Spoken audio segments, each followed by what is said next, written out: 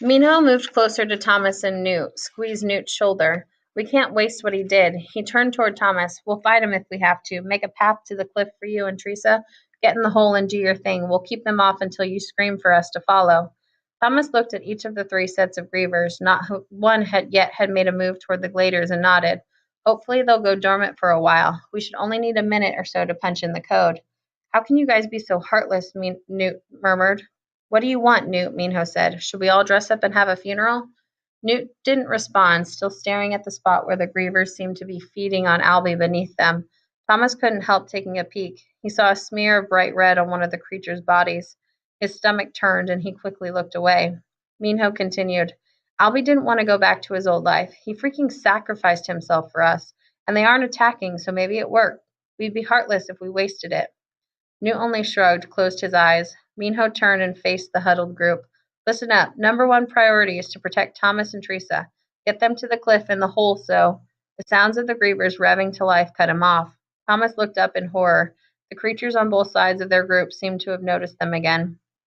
Spikes were popping in and out of blubbery skin. Their bodies shuddered and pulsed. Then in unison, the monsters moved forward. Tightening their trap formation like a noose, the grievers readily charged toward them. Albie's sacrifice had failed miserably.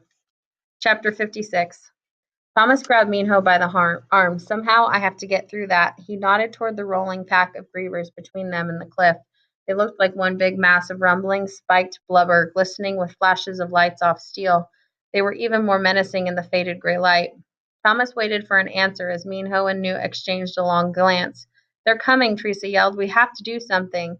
You lead, Newt finally said to Minho. Make a bloody path for Tommy and the girl. Do it.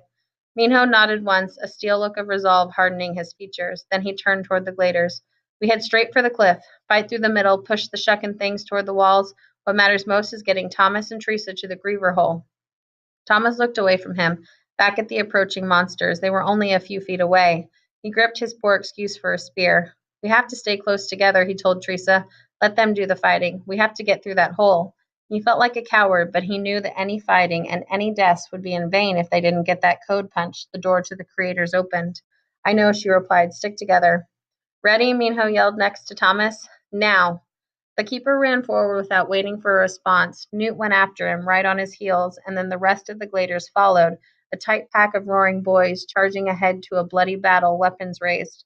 Thomas held Teresa's hand, let them all go past, felt them bump him, smelled their sweat, sensed their terror, waiting for the perfect opportunity to make his own dash.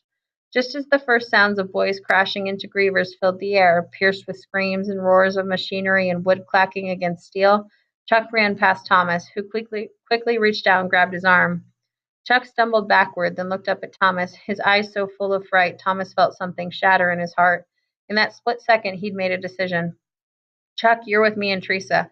He said it forcefully, with authority, leaving no room for doubt. Chuck looked ahead at the engaged battle, but he trailed off, and Thomas knew the boy relished the idea. Thomas quickly tried to save his dignity. We need your help in the griever hole, in case one of those things is in there waiting for us. Chuck nodded quickly, too quickly. Again, Thomas felt the pang of sadness in his heart. Okay then, Thomas said. Hold Teresa's other hand. Let's go.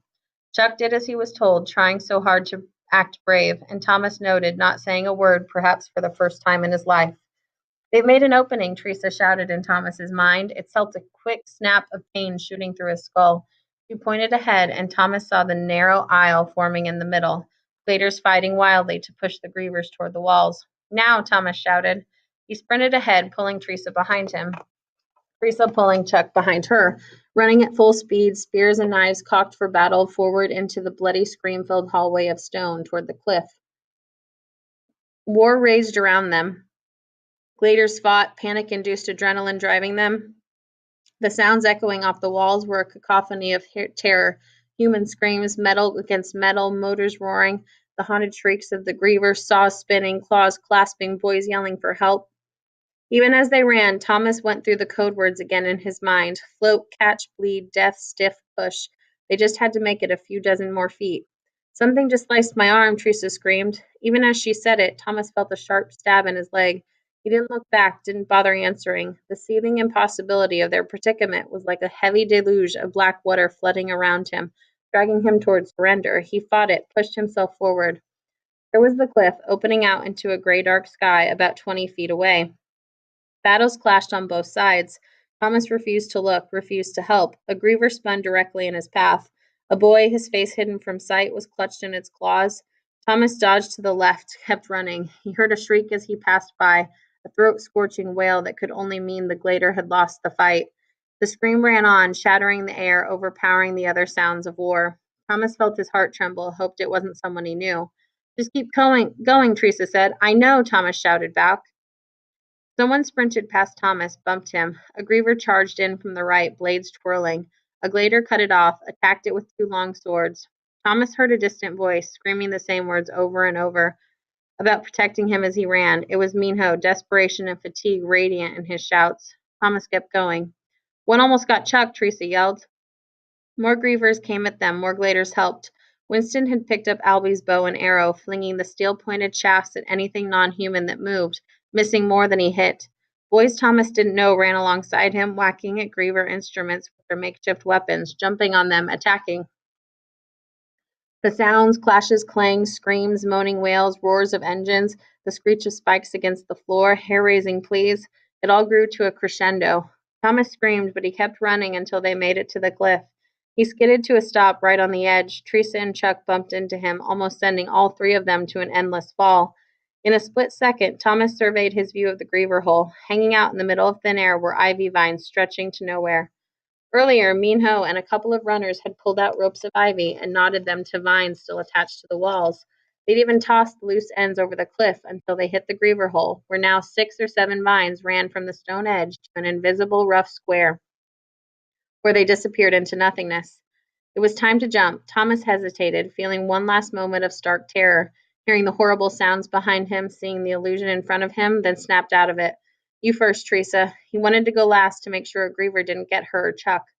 To his surprise, she didn't hesitate. After squeezing Thomas's hand, then Chuck's shoulder, she leaped off the edge, immediately stiffening her legs with her arms by her side. Thomas held his breath until she slipped into the spot between the cut-off ivy ropes and disappeared. It looked as if she'd been erased from existence with one quick swipe. Whoa, Chuck yelled. Whoa was right, Thomas said. You're next. Before the boy could argue, Thomas grabbed him under his arm, squeezed Chuck's torso.